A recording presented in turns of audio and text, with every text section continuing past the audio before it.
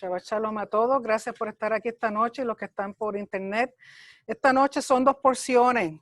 Es doble la porción esta noche. Tenemos la porción Jucat y Balak. Jucat se encuentra en número 19, verso 1 al 22. Capítulo 22, verso 1. Y luego Balak, número 22, verso 2 al capítulo 25, verso 9.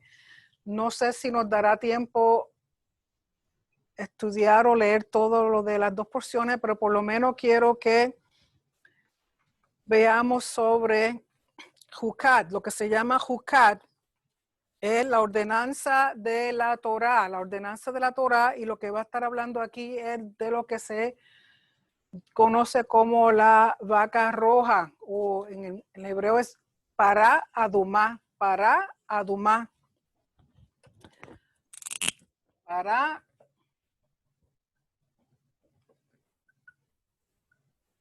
Adumá, que se le llama la vaca roja. Es importante que entendamos esta ordenanza. ¿Por qué? Porque es una ordenanza eterna. ¿Okay? El Señor ha designado esta ordenanza como algo eterno que debemos conocer. Y recuerden que un jucat es una ordenanza o un mandamiento que para nosotros no tiene lógica. ¿Okay? Para nosotros no tiene lógica, pero es algo que el Señor ha mandado hacer. Así que voy a leer, dice en el verso 2, esta es la ordenanza de la Torá que Hashem ha prescrito, diciendo, di a los hijos de Israel que te traigan una vaca alazana o una vaca roja, perfecta, en la cual no haya falta, sobre la cual no se haya puesto yugo. Así que los voy a tratar de mostrarle a qué se refiere.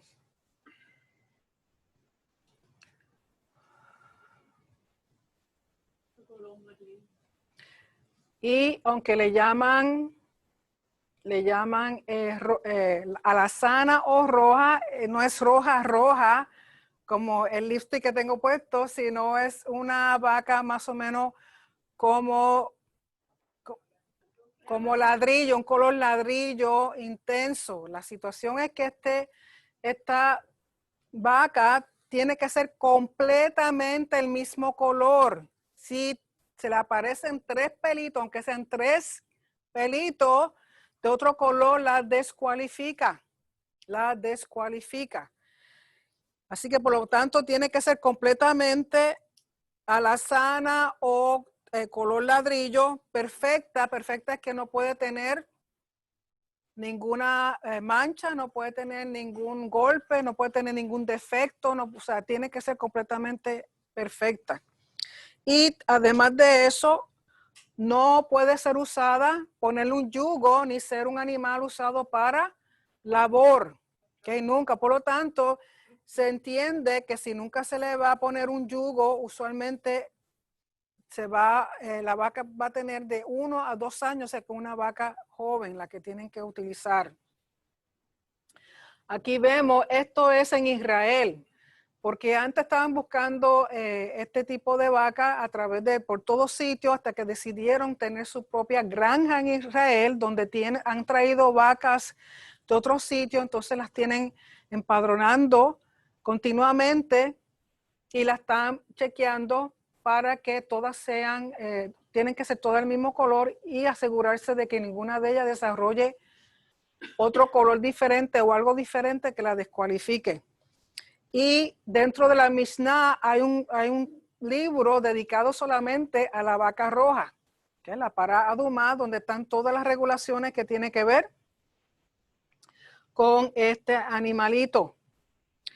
Y dice, verso 3, y la daréis a Eleazar, el sacerdote, y él la sacará fuera del campamento y la hará degollar en su presencia. Y aunque aquí mencionan a Eleazar, que es hijo del sumo sacerdote, realmente le corresponde hacer este rito al sumo sacerdote.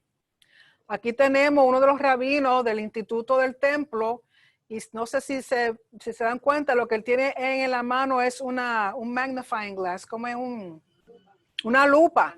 ¿Por qué? Porque tienen que ir pelito por pelito, completamente mirar a esos animalitos, asegurarse que no tenga ni siquiera, no más de 3 cabellos de otro color. Si es negro, si es blanco, la descualifica. Así que están continuamente mirando estas vaquitas y revisándolas. O sea, estos animales, entonces, lo que tienen las verjas, la cerca que tienen, no pueden tener nada que si ellas se van a rascar o algo, se puedan lacerar la piel, no pueden tener ni siquiera una cicatriz. Así que imagínense cómo tratan estos animalitos para que no se den un golpe, no formulen una cicatriz, porque entonces las descualifica. Así que toda esta cerca que tienen alrededor es algo que no, que si ellas se rascan o tropiezan, no se corten su piel. Y continuamente están vigilándolas, ¿okay? Porque tienen varias, y recuerden que conforme a como dice la tradición, han habido 9 vacas rojas, 9 vacas alazanas. Desde Moisés fue el primero que hizo el rito de una de ellas, fue Moisés, luego Esdras, y luego hablan de otros sacerdotes, por ejemplo está Shimon Hasadik, que hizo 2, Yohanan hizo 2, y 3 otros individuos para un total de 9 vacas alazanas. Porque la tradición dice que cuando surja la 10ª, recuerden que han pasado 2000 años, porque la última que se ofrendó fue hace más de 2000 años. Por lo tanto, ellos dicen que la próxima que aparezca es señal de que el Mesías llega. ¿Por qué? Porque ellos dicen que va a estar relacionada con la era mesiánica cuando aparezca la otra, la número 10. Y dice en el verso 4, y Eleazar el sacerdote tomará de la sangre con su dedo y rociará hacia la parte delantera del tabernáculo de reunión con la sangre de ella 7 veces. Aquí vemos los sacerdotes saliendo del templo, porque recuerden que tienen que matar a esta, primero que nada, el matar, el degollar a esta vaquita no es una ofrenda, no es un sacrificio, porque lo que necesitan es las cenizas de este animal, y por no ser una ofrenda tienen que los sacerdotes salir del templo e ir hacia el monte de los olivos. Y esto para dejarles saber más o menos una vista, no es perfecta, pero una vista de cuando el templo estaba sobre el monte. Recuerden que las paredes que están aquí son las paredes que retienen los muros de contención. Muchas gracias. Muros de contención. Y estas partes fueron las partes que añadió Herodes, añadieron los hasmonianos y añadió Herodes y los hasmonianos hacia los lados. ¿Okay? Aquí estamos mirando hacia el este. ¿Okay? Aquí hacia el este, y esto está mirando hacia el monte de los olivos, y salían por lo que llaman aquí la puerta de Shushan, la puerta de Shushan.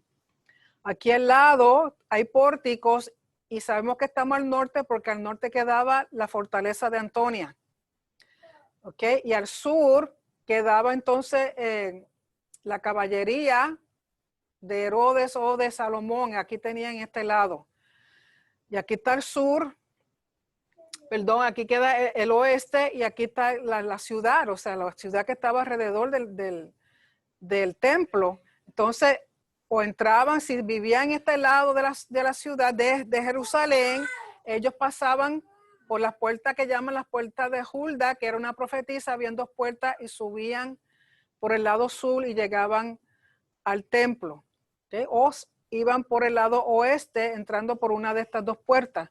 Hoy día lo que se llama el muro de los lamentos es parte de esta muralla de retención. No son las murallas del templo como tal. ¿Okay? Porque alrededor del templo aquí hay otras murallas, y eso es lo que marca el espacio 500 por 500. ¿Okay? Que eso es lo que siempre tiene que ser igual. Y aquí menciona el Soreg. Recuerden que el Soreg, ninguna persona que fuera un gentil o que fuera un judío pero que no estuviera circuncidado podía pasar para la corte de la parte central o principal del templo. Por lo tanto, cuando ellos iban a degollar la vaca roja, salían por esta puerta que está aquí hacia el este, hacia el monte de los olivos.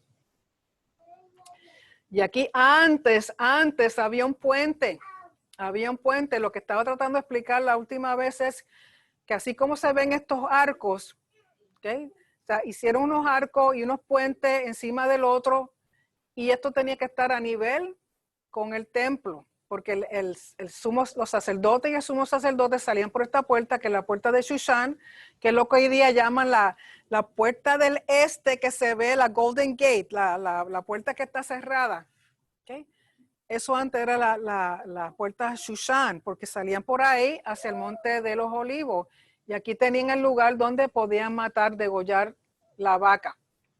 Y lo que era importante, ¿y por qué están estos arcos y estos puentes? Porque aquí este terreno, como no saben si hay cadáveres o huesos de muertos, pues entonces ellos tienen que elevar la tierra y encima de eso entonces construir, porque entonces descualificaba. Recuerden que lo que contamina más ritualmente es la muerte, o sea, un cadáver, cualquier cosa, un hueso de una persona, cualquier pasar por un sepulcro o algo así. ¿Okay? Y esto hoy día es parte de una de las mezquitas, lo que han hecho es una mezquita musulmán, pero estos arcos que usted ve aquí eran los mismos arcos originales y encima de esto fue que construyeron el templo. ¿Okay? Que el propósito es que el templo, el piso del templo no puede tocar tierra como tal, porque no sabían si habían cementerio, habían sepulcro, había algo. Entonces, para evitar contaminación, ellos tuvieron que construir todos estos arcos y por eso hay tantos túneles debajo del templo. Entonces, encima de eso, construir el templo como tal. Y la tierra estaba desnivelada también, pero lo principal es evitar contaminación. ¿Okay? Interesante lo que dijo Rico en la clase, que cómo saben que el templo estaba localizado ahí donde hicieron la mezquita. Porque en el tiempo antiguo, cuando conquistaban a una nación, destruían. Para derrotar a los dioses. Sí, cuando conquista, por eso Jerusalén ha sido destruida y construida tantas veces por tantas invasiones y tantas destrucción. Entonces, cada vez que rompen, construyen por encima de eso, rompen, construyen por encima de eso. Entonces, pero antes de construir el templo, tenían que hacer estos túneles para poder hacer estos arcos para sostener el edificio como tal. Y esto hoy día existe, y esto fue una oportunidad que tuvo Rico con su maestro Joseph Good, entrar aquí, pero eso ya no dejan a nadie realmente entrar ahí. Pero como Joseph Good lo reconocen como un experto del templo, pues lo dejaron entrar. Y uno de los cuentos que hace Rico es que ellos reconocen por la textura de las piedras de qué época son. Entonces recuerden que si está hablando de que si son de las épocas de Herodes y de Jamoniano y de toda esa gente, pues está dejando saberle al musulmán que ellos están ahí desde hace tiempo. Pues cuando encontraron una piedra que identificaba la época de Herodes y la época de los, ellos dijeron, le preguntaron, ¿y esta piedra es? De eso no sabemos. Y siguieron. Seguro que saben, pero no quieren dar a conocer que esto es tierra que le pertenece a Israel. ¿Eh? Ajá.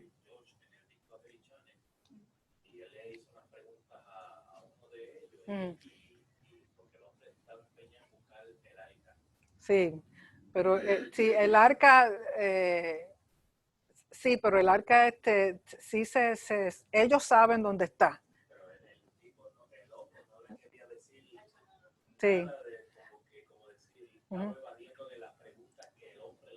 Sí, sí, porque ellos, como dicen en Puerto Rico, el mono sabe el palo que trepa. Pero lo que hay que ver es que debajo de este edificio, de todo este edificio del templo, están esos arcos y están esos túneles. Y en algún sitio está ese arca guardado y ellos saben, pero no lo pueden decir porque si lo dicen vienen a destruirlo, ¿no? Entonces el propósito es que cuando tienen a la vaca, que la van a degollar, aunque esto aquí que está aquí detrás parece el templo, está erróneo porque tienen que mirar, si ellos están aquí, déjame ir a la anterior. Okay. Ellos tienen que estar mirando hacia el templo, no dándole la espalda al templo, y la vaca tienen que ponerla de tal manera que cuando la van a degollar, aún la vaca tiene que estar mirando hacia el templo, porque donde ellos estaban, ellos pueden ver el velo. Okay, pueden ver el velo porque a propósito dice aquí, debo decir, seguir leyendo para que ustedes vean por qué. Porque entonces el sacerdote tiene que tomar de la sangre de la vaca y rociar de donde él está, pero mirando hacia el templo 7 veces. Okay, porque recuerden que la sangre lo que hace es conectar el animalito con el templo. Y dice en el verso 4, y Eleazar el sacerdote tomará de la sangre con su dedo y rociará hacia la parte delantera del tabernáculo de reunión con la sangre de ella 7 veces. Aquí está hablando del tabernáculo, pero luego en el templo es lo mismo. Si él iba a rociar sangre hacia la entrada del tabernáculo, en el futuro, entonces se hace mirando hacia la entrada principal del templo. Verso 5, y hará quemar la vaca ante sus ojos, su cuero y su carne y su sangre con su estiércol hará quemar. O sea que hay que quemarla completa, no puede quedar absolutamente nada de ella. Tiene que ser completamente ceniza. Luego tomará el sacerdote madera de cedro e hisopo y escarlata y lo echará en medio del fuego en que arde la vaca. O sea, si esto le ponen fuego a este altar aquí, tienen que tomar cedro, tienen que tomar hisopo y tienen que tomar escarlata y echarla mientras cuando está el fuego consumiendo a la vaca. Esas 3 cosas tienen que echarla ahí. Cedro, hisopo y escarlata. ¿Okay? Y dice que tiene que estar mirando hacia el templo, y eso se encuentra en la Mishnah Midot 2, Mishnah 4. En el libro de Midot 2, capítulo 4. O sea, capítulo 2, Mishnah 4. Y rociar 7 veces mirando hacia el templo. Porque donde está parado el sacerdote, en el Monte de los Olivos, puede ver el velo. Y aquí es lo que estamos viendo de nuevo, la estructura de donde está el templo, todo encima del monte. Y aquí está el puente.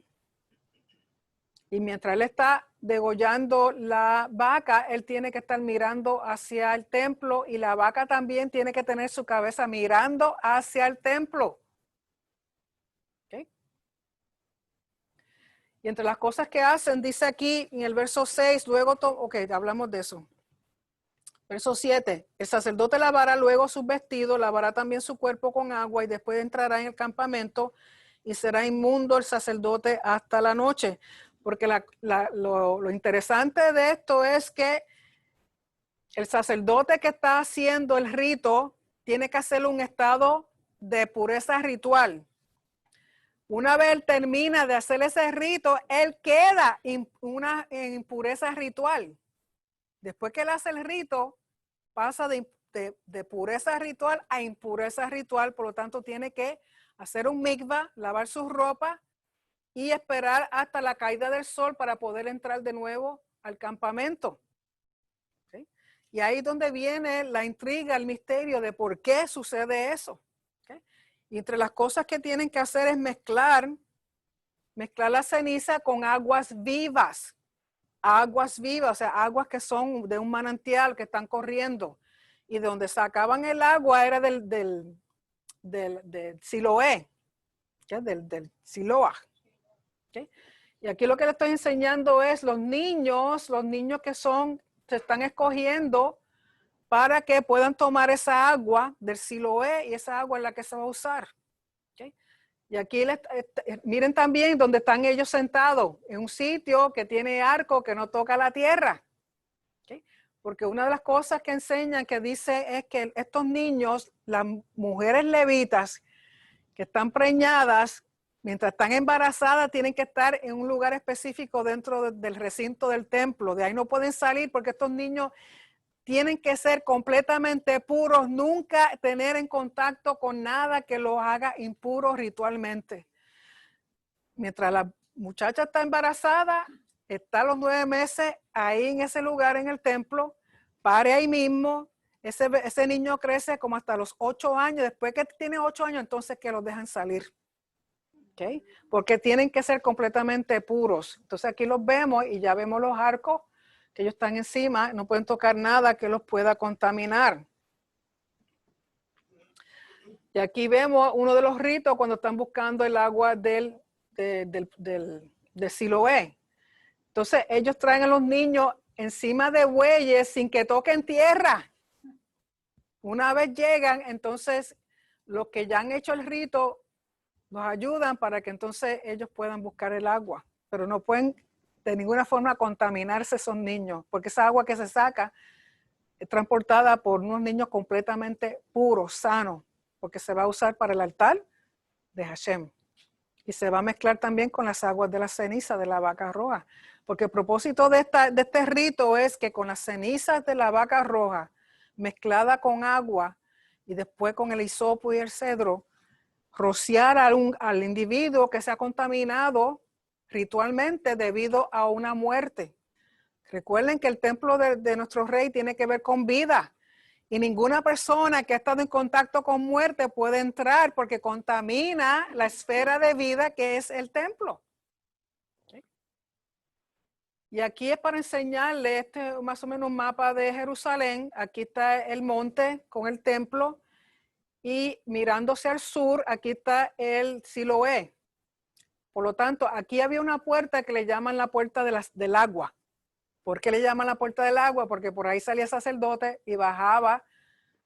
Cuando hacían la procesión, por ejemplo en Sukkot, si se acuerdan en la fiesta de tabernáculo, que tenían que hacer la ceremonia de las aguas alrededor del templo los 7 días de la fiesta, pues cuando ellos bajaban a buscar las aguas, era una procesión y una alegría y una fiesta, bajaban cantando y subían cantando para buscar el agua y subirlo al templo. Pues entonces iban hacia el sur y una de las entradas de las puertas del templo se llamaba así la puerta del agua.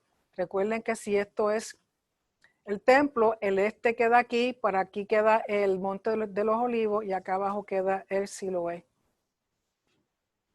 Y lo que usaban eran el hisopo, el cedro y la escarlata. Y eso tenían que meterlo en la mezcla de aguas vivas con las cenizas, porque iban a rociar al individuo.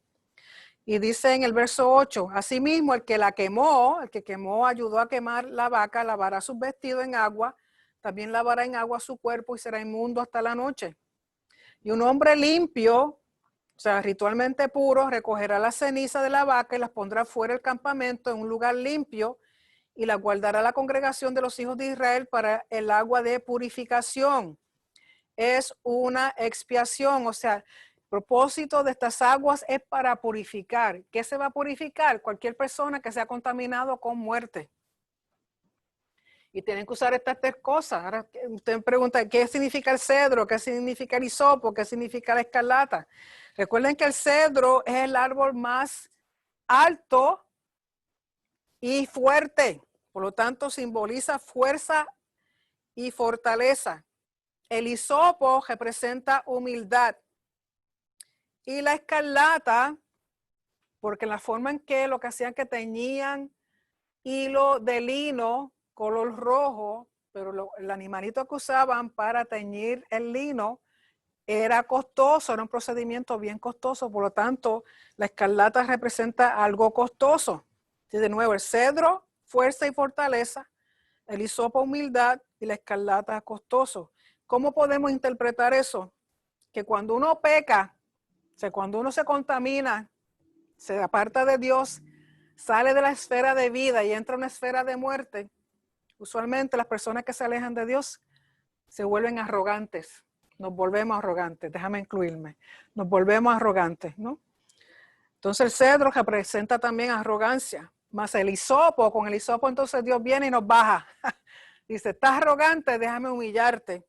Y después que te humillo, que tú vienes a mí humillado, arrepentido, entonces yo te voy a vestir de escarlata, que no es otra cosa que vestirte de nobleza y de realeza, porque un color costoso. ¿Okay? Entonces con las aguas y la ceniza purifica, ellos tienen que rociar al individuo. rociar, no es bañarlo, no es meterlo en una de cabeza en un lugar, es simplemente rociarlo. Y aquí lo que estamos viendo es, aquí están los sacerdotes mezclando el agua con las cenizas y ellos tienen que hacer esto en un estado de ritualmente puros. Cuando viene un individuo que está ritualmente impuro, ¿okay? Porque tuvo contacto con un muerto, el sacerdote que le va a rociar con las aguas, él está puro, pero a la que le rocía el individuo, entonces el individuo pasa de impuro a puro y el sacerdote pasa de puro a impuro. Antes el individuo que ha estado contaminado con muerte está en un estado ritualmente impuro, pero el sacerdote que va a hacer el rito de rociarlo tiene que estar en un estado ritualmente puro. Por la que él le echa la mezcla de la ceniza con las aguas, el individuo que recibe las aguas queda purificado y el sacerdote queda impuro.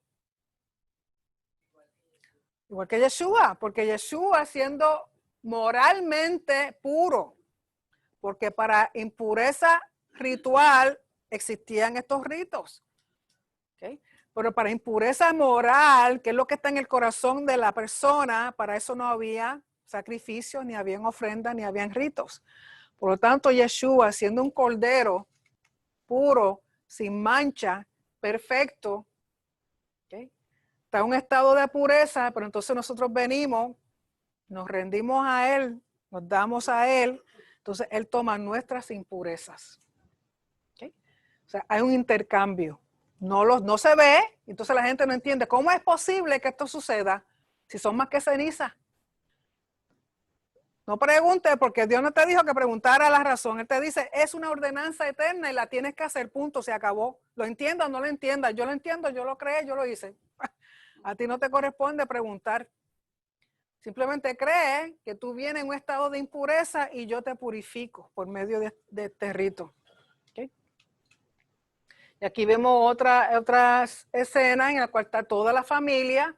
Y aquí están los sacerdotes, están tomando de nuevo de la mezcla de las aguas con la ceniza para rociar a la familia, a la que rocean la familia, ellos quedan impuros.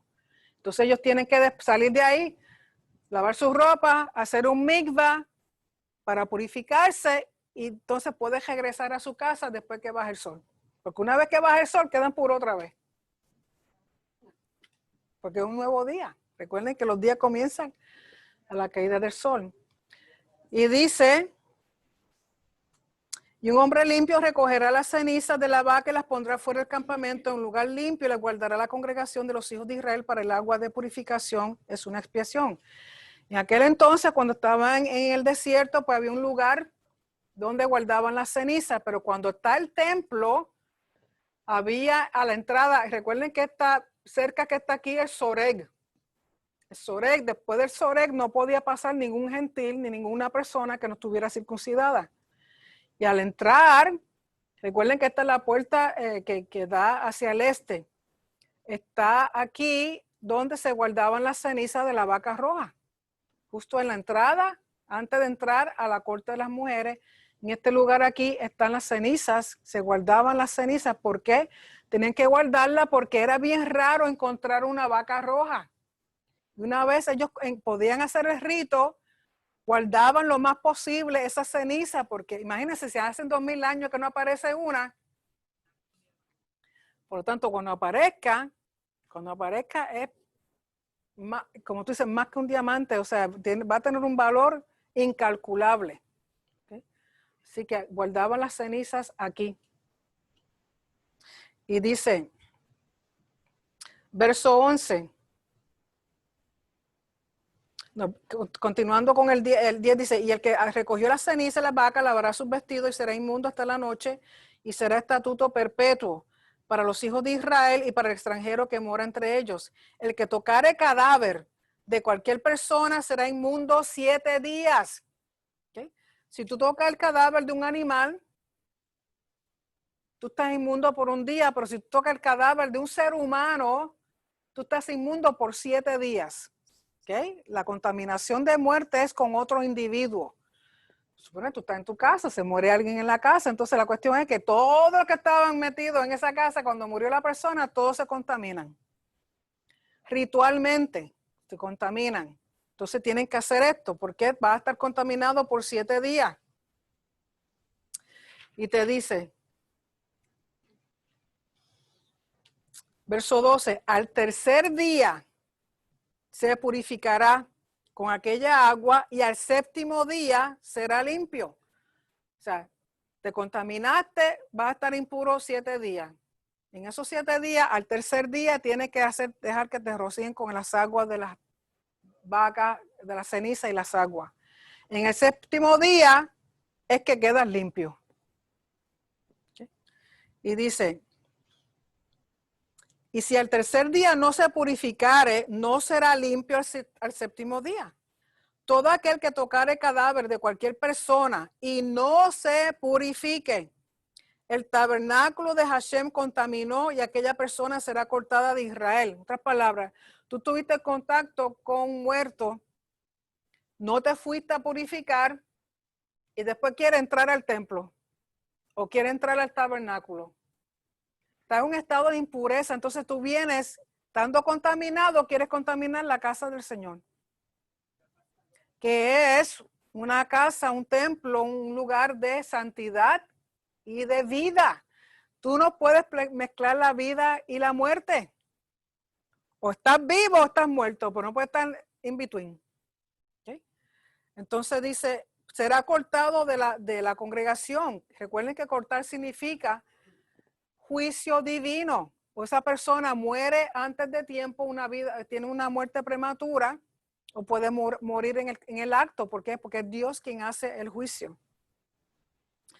Por cuanto el agua de la purificación no fue rociada sobre él, inmundo será y su inmundicia será sobre él. Esta es la Torá para cuando alguno muera en la tienda. Como estaba diciendo, si alguien dentro de la tienda de la casa muere, todos quedan contaminados. O cualquier vasija que estuviese abierta. Verso 16 dice, y cualquiera que tocara algún muerto a espada sobre la faz del campo, o algún cadáver, o hueso humano, o sepulcro, 7 días será inmundo. Cuando habla de muerto a espada, significa que esa persona fue asesinada. O cuando encuentra un cadáver, es que la persona murió por cualquier razón, quizás razones naturales. O sea, esa es la diferencia, ya sea que muera porque lo mataron, o muere porque de una forma natural, cualquier persona que toque a ese individuo queda contaminado. O si toca un hueso, un sepulcro. Por eso tenían los arcos para construir el templo. Por eso el arco para cruzar al Monte de los Olivos, porque no sabían si en la tierra había un hueso de alguien muerto o era un sepulcro. Y recuerden que hoy día, al frente de esto, bien al frente, después que tú sales del recinto del templo, los musulmanes tienen un cementerio ahí, porque ellos dicen que como está el cementerio, Yeshua no puede pasar por ahí. Mesías no va a poder pasar por ahí porque se contamina. Hello, la situación es que yo aprendí que el Mesías no va a entrar por esa puerta, es por otra. Así que van a quedar, va a entrar, te voy a decir, aquí no tengo va a entrar, ok, esta es la parte de la corte de las mujeres con los 4 edificios que están externos, se entra por la puerta Nicanor y entra al atrio, al Azará como tal, ok, lo que llaman el Azará y están todos estos edificios a los lados. Aquí esto se llama, me parece que el edificio se llama Beit Aftinas, que era donde hacían el incienso, y aquí hay una puertecita que le llaman, que da hacia el sur, pero es la puerta por la cual, cuando tú lees Ezequiel, que la gloria de Dios salió por ahí, por lo tanto, Yeshua tiene que entrar por ahí. O sea, que no es por la que está acá al frente. Entonces ellos pusieron tremendo cementerio ahí, porque dice, por ahí no puede pasar el Mesías. El Mesías viene por otro lado. Porque la forma en que explican esta puerta en Ezequiel, no tengo aquí el versículo, pero me lo recuerdan la próxima vez, se los traigo. La forma en que interpreta, porque está hablando que la puerta queda al sur, pero mirándose al este. Lógico, Cualquier cosa que de adentro de el Azara hacia afuera es el este. Por lo tanto, yo estoy interpretando que es la puerta del este. Pero una puertecita que queda aquí, que parte de ella mira hacia el este. Entonces, el problema es que malinterpretaron el este. No es aquel este, es otro este. ¿Ok? Por lo tanto, porque en Ezequiel explica que por ahí cuando la gloria de Dios se fue, recuerden que se tuvo que ir del templo por los pecados y la idolatría del pueblo de Israel. Entonces, según salió, así mismo tiene que entrar Yeshua. ¿Sí? Que es por una puertecita que hay aquí. Por lo tanto, no, yo solo lo aprendí los otros días. Los otros días con Rico y con Joe estábamos hablando de eso. Y nos quedamos, ¿what? Pero es interesante cómo, porque cuando se conoce el templo, entonces tú conoces cada cosa donde está en su sitio y cuando lo lees, entonces sabes exactamente de qué te están hablando. Pero si no conoces el templo. Anyway, entonces dice, cualquier persona o cualquier vasija abierta que se contamine, dice en el verso 17, y para el inmundo tomarán de la ceniza de la vaca quemada de la expiación y echarán sobre ella agua corriente en un recipiente, o sea, agua viviente. Y un hombre limpio tomará hisopo y lo mojará en el agua y rociará sobre la tienda, sobre todos los muebles, sobre las personas. O sea, que tienen que rociarlo todo al tercer y el séptimo día. Verso 20, y el que fuere inmundo y no se purificare, la tal persona será cortada de entre la congregación por cuanto contaminó el tabernáculo de Hashem, no fue rociada sobre él el agua de la purificación, es inmundo. O sea, que a sabiendas tú estás inmundo porque tocaste algo muerto y con todo eso tú quieres entrar a la casa del Señor para contaminar su casa. Dios dice a esa persona y no te hiciste la purificación, esa persona queda cortada del pueblo, que significa juicio de parte de Dios. 21. Le será estatuto por 3 días. Será estatuto hasta el año 2020. Será estatuto perpetuo. También el que rociar el agua de la purificación lavará sus vestidos y el que tocar el agua de la purificación será inmundo hasta la noche.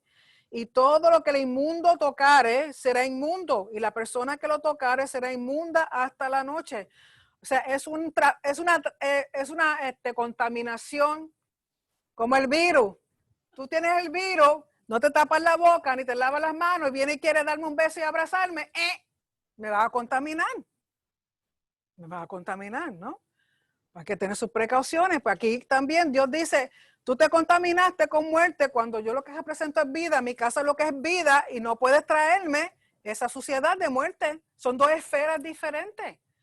No las mezcles. Entonces él dice, si quieres entrar, tienes que hacerte este rito. Entonces eres aceptado. Y es un estatuto perpetuo. ¿Okay? Así que alguna pregunta sobre este rito en la página electrónica. En la página electrónica del templo, el Instituto del Templo, tiene mucha más información sobre la vaca roja. Que si usted quiere verlo ahí, búsquelo, pero él tiene que buscarlo bajo Red Heifer. En acerca de la Aruma, el Dios de Israel determinó en su sabiduría que las cenizas de la vaca roja es el secreto para la restauración de la pureza en el mundo. Entonces yo veo como, estoy haciendo como una relación entre la vaca roja, que no solamente apunta hacia Yeshua, sino que también podría ser que la vaca roja también hay una relación entre no solamente Yeshua, pero nosotros como el cuerpo del Mesías, porque nuestra misión en el mundo es restaurar la pureza en el mundo, que es la misión de Israel. Sí, sí. ¿No? Porque como decía Rabbi Shapira, la función de Israel sí, es ayudar a las naciones a traerlas, acercarlas a Dios para que ellos entonces aprendan de sus caminos y como resultado entonces they become holy, inspired by His glory. Sí, sí. Pues esa es la misión de nosotros también como estamos en. Sí, sí, ¿no? pero Entonces como que hay una relación. Sí hay entre una la relación, vaca sí hay roja. una relación porque recuerda que está el mandamiento en el sentido físico y está lo espiritual. No puedes separarla. Primero tienes que hacer lo físico para que entonces puedas hacer de lo espiritual. Exacto. Pero el propósito, por ejemplo, ahora mismo, ¿por qué ellos están esperando que surja esta vaca roja? Porque necesitan purificarse, necesitan purificar a los sacerdotes, a los levitas, el templo, todas las cosas, todos los utensilios, todo tiene que ser purificado. Porque imagínense, si hace más de 2000 años que no aparece una vaca, entonces no hay tampoco templo. Para empezar, necesitar purificar. Por lo tanto, ellos están esperando que salga esta vaquita y a la que salga esta vaquita ya saben que el Mesías está a la vuelta de la esquina, que comienza la era mesiánica. Porque el propósito es purificarse, empezar con Israel y luego con las naciones. ¿Okay? Y el que va a lograr eso es Yeshua. O sea que hasta cierto punto podemos ver la relación entre las funciones de esta vaca roja y lo que hizo Yeshua. O sea, todo está conectado porque sabemos que Yeshua cumple con los ritos que tienen que ver con el templo y con las fiestas y con todas las cosas que dice la Torá. Ahora que estamos en Yeshua, estamos haciendo la función de la vaca roja más o menos en sí, hasta cierto punto, sí, porque no. Le hablamos a las naciones, a la gente, estamos sí. restaurándolo, en otras palabras. Sí. Pero hay que entender que hay dos tipos de impureza. Está la impureza ritual, que es lo que va la vaca a limpiar o quitar, y está la impureza moral, que es lo que la sangre de Yeshua elimina. ¿Okay? Son dos cosas diferentes, pero para todo eso Dios tiene una solución, Luego no nos va a dar tiempo a hablar de todo, pero en el capítulo 20 es la cuestión de que el pueblo se queja de que no tienen agua. Miriam muere y conforme a la tradición dicen que había que por Miriam le seguía una fuente de agua mientras ellos estaban por el desierto. Al morir Miriam, pues entonces esa agua cesa. Pero sabemos que si usted va a 1 Corintios, capítulo 10, verso 4, que esa fuente que los seguía no tenía nada que ver con Miriam. 1 Corintios, capítulo 10, verso 4. 1 Corintios, capítulo 10, verso 4 dice: y todos bebieron la misma bebida espiritual porque bebían de la roca espiritual que los seguía, y la roca era Mesías, no era ninguna Miriam. Pero da la causalidad que cuando Miriam muere, el agua cesa. Entonces ellos se ponen a quejarse de que no hay agua. Y con ese quejarse, Dios le dice a Moisés, recuerden que ya están por entrar a la tierra. Esta fue la primera agua de la cual ellos bebieron cuando salieron de Egipto. ¿Okay? La peña del agua, primera peña del agua, es la misma que ellos entonces ahora vuelven al mismo sitio. Recuerden que donde ellos estaban, tenían simplemente pasar a la tierra prometida. Por la situación de los espías, Dios les dijo para atrás 40 años. Ya han pasado los 40 años y están a punto de entrar. Y vienen al mismo lugar que entraron la primera vez, la situación del agua. Entonces aquí Dios le dice, vuelve, entonces háblale a la piedra. La primera vez le dijo, dale a la piedra, y la piedra echó agua. Ahora le dice, háblale. Llevas conmigo 40 años, ¿tú no te crees que si yo te digo háblale es que le hable? Pues ya Moisés y Aarón estaban hasta aquí. Y Moisés le dice, ¿qué es lo que le dice Moisés? Moisés le dice, oíd ahora, rebeldes, en el verso 10, ¿os hemos de hacer salir agua de esta peña? Entonces alzó Moisés su mano y golpeó la peña con su vara 2 veces y salieron muchas aguas, lo que traducen como muchas aguas. En el hebreo de entender que es como cuando usted abre como si abre una fuente, pero salió que se llevó hasta la gente de tanta agua. ¿Okay? Pero él le dio, entonces hay muchos comentarios que debido a esto unos dicen que Moisés y Aarón no pudieron entrar porque le dieron a la piedra en vez de hablarle. Otros dicen que fue que en ese punto, como Moisés, el liderato que tenía a esta altura, después de 40 años, debió actuar en base a su nivel como líder. Si Dios le dijo, habla, pues háblale. Y además estaba enojado. Recuerden que Moisés era medio enojón, ¿verdad? Tenía problemas de anger, de coraje.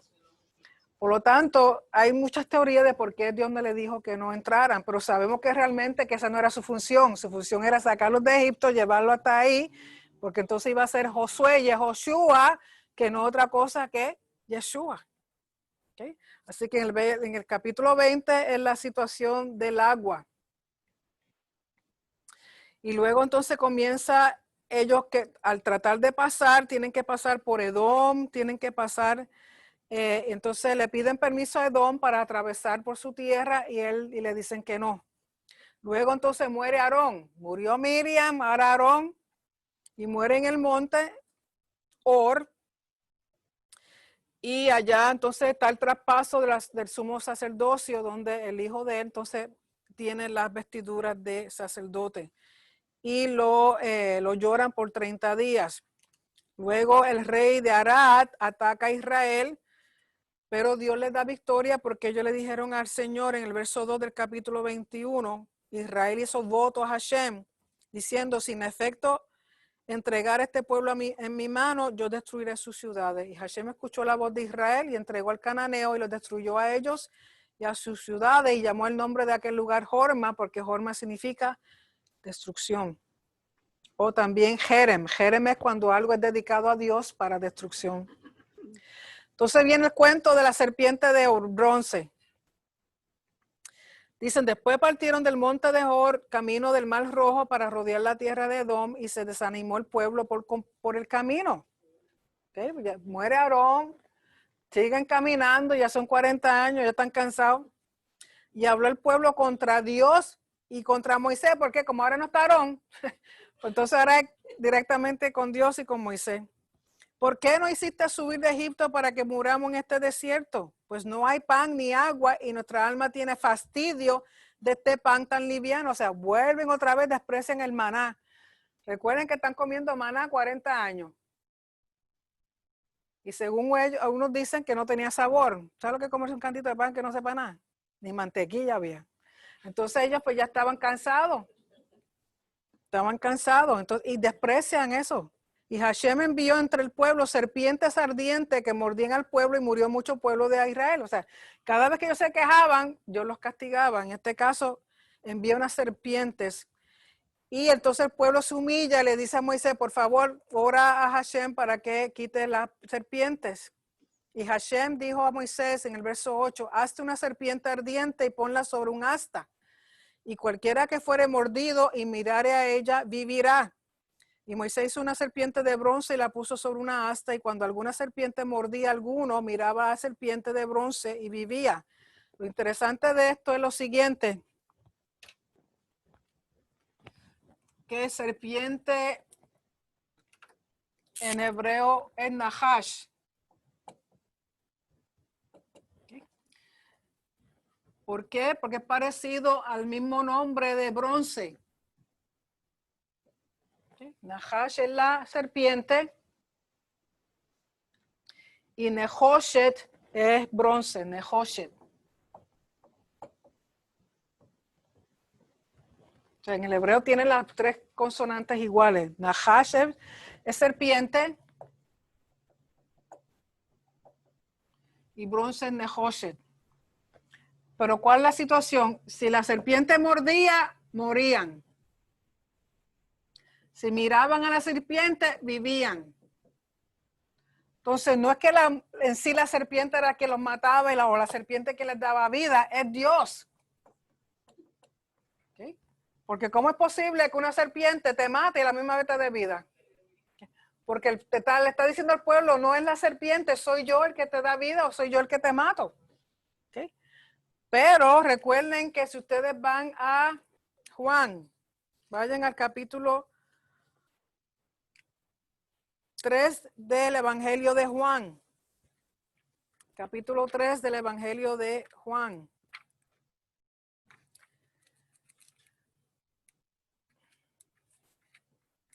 En el verso 14.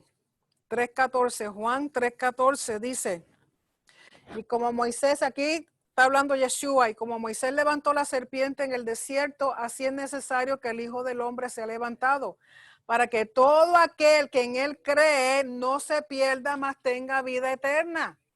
La vida eterna la da Dios y la está dando a través de Yeshua. Cuando dice que como la serpiente fue levantada, significa que él será levantado crucificado. Y todo aquel que mire a él por lo que él hizo tendrá y crea, tendrá vida eterna. Pero también lo interesante es que la palabra Nahash, que es serpiente, y la palabra Mashiach, el valor numérico es igual. Recuerden que una de las formas de estudiar la Torah es buscando los valores numéricos de las palabras, y aquellas palabras que tienen el mismo valor numérico están asociadas. Por lo tanto, la serpiente Nahash tiene un valor numérico de 358 y da la causalidad que Mashiach también tiene un valor numérico de 358, dándote a entender que es lo mismo. Esa serpiente en el desierto que daba vida, que luego en el futuro Yeshua es levantado, él con el mismo propósito de mostrar vida y vida eterna. ¿Sí? Y luego termina el libro hablando de las jornadas y de que matan al rey Seón y al rey Og, según ellos están entrando a Canaán. Definitivamente no nos va a dar tiempo de leer la otra porción que es de Balac, pero recuerden que Balac era un profeta pagano que es alquilado por el rey de Moab para que maldiga al pueblo de Israel. Y en el ir y venir, él realmente quiere ir porque se quiere ganar el dinero. Y Dios le dice, te voy a dejar ir, pero no puedes maldecir, o sea, va a decir lo que yo te diga. Y en el camino, porque la intención del corazón de él era realmente adquirir dinero, la burrita en la cual él está montado le empieza, ve un ángel y te tiene miedo y en 3 ocasiones le huye al ángel y Bilam se enoja y golpea a la burrita y la burrita le sale hablando. Es como el muñequito de Shrek, el burrito de Shrek, le sale hablando. Y la ironía es que siendo él supuestamente un profeta que conoce el futuro, pero realmente él era un brujo, no ve el ángel y sin embargo la burrita, más burro era él que la misma burrita. La burrita ve y escucha y hace caso, ¿no? La cosa es que cuando él llega donde el rey de Moab, por 3 ocasiones trata de maldecir el pueblo y no puede porque Dios le cambia las palabras. Llega un momento en que él realmente recibe una inspiración del Espíritu Santo porque Dios puede usar a quien le dé la gana para hablar la verdad. Bueno, si habló la aguja, habla cualquiera. Pues la cosa es que las profecías, entre las profecías que él habla, menciona al Mesías. Y parte de estas profecías, lo que hoy leímos en el Shabbat, donde dice las tiendas, a ver qué versículo es ese.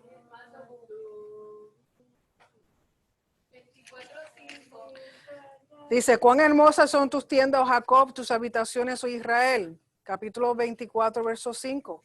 Imagínense, si ese verso lo usan en Sidur, o sea, tiene que ver con Israel y tiene que ver con el Mesías cuando habla de la estrella de la mañana y todas esas cosas. Así que no nos da tiempo ir sobre eso. Léanlo y vean esas profecías y entiendan que está hablando de Israel y de la era mesiánica.